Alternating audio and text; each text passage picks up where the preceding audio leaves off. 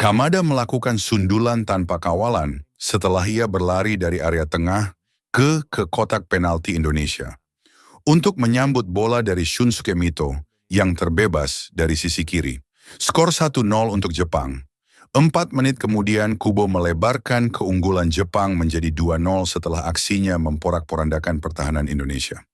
Berawal dari situasi sepak pojok, pemain Real Sociedad itu terbebas di sisi kiri, kemudian melakukan tembakan yang masih dihalau oleh Emil.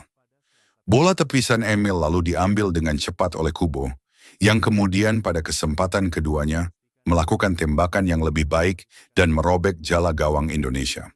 Kamada melakukan sundulan tanpa kawalan setelah ia berlari dari area tengah ke kotak penalti Indonesia untuk menyambut bola dari Shunsuke Mito yang terbebas dari sisi kiri. Skor 1-0 untuk Jepang. 4 menit kemudian Kubo melebarkan keunggulan Jepang menjadi 2-0 setelah aksinya memporak-porandakan pertahanan Indonesia.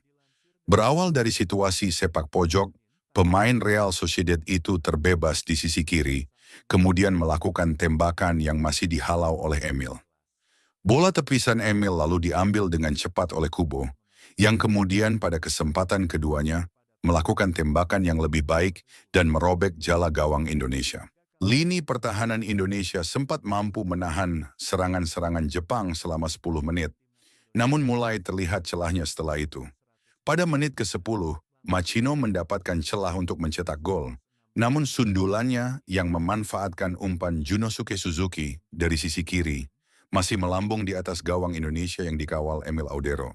Jepang yang tanpa pemain-pemain bintangnya kemudian benar-benar menutup skor menjadi 6-0 setelah Kamada mencetak gol keduanya.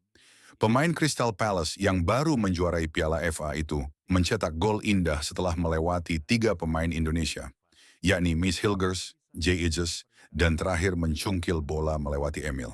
Itu adalah gol ke-10 Kamada dari 42 penampilannya untuk Samurai Biru. Hajime Moriyasu menarik keluar Kamada pada babak kedua dan diganti Keito Nakamura. Namun itu tak mengurangi sedikit pun serangan Jepang. Sis akhirnya mencatatkan namanya ke papan skor. Bola tepisan Emil lalu diambil dengan cepat oleh Kubo, yang kemudian pada kesempatan keduanya melakukan tembak. Sementara untuk tim Garuda, mereka mengakhiri putaran ketiga di posisi keempat dengan 12 poin. Dari 3 kemenangan, 3 seri, dan 2 kekalahan Indonesia, Ketua Umum Erick Thohir mengatakan akan mempersiapkan timnas Indonesia lebih baik setelah menutup putaran ketiga kualifikasi Piala Dunia 2026 Grup C dengan kekalahan menyakitkan 6-0 dari Jepang di Suita City Stadium, Prefektur Osaka, Selasa, 10 Juni 2025. Kita persiapkan tim agar bisa lebih baik untuk babak 4.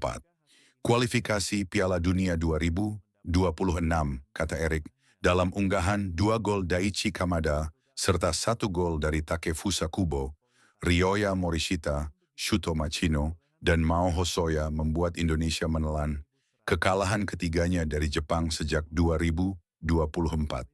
Kekalahan dengan skor telak ini juga membuat Indonesia menutup putaran ketiga dengan 4 kekalahan dan kebobolan, di mana setengah dari gol itu tercipta saat 2 kali melawan Jepang.